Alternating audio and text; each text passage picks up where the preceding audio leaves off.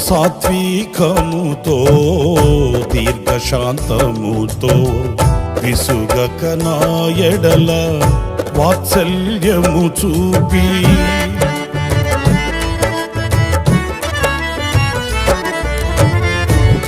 సాత్వికముతో దీర్ఘశాంతముతో విసుగక నా ఎడల వాత్సల్యము చూపి ఒంటరిగా నన్ను ఎన్నడు విడువక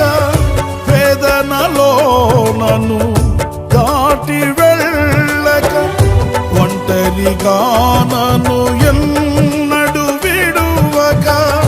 వేదనలో నన్ను దాటి వెళ్ళక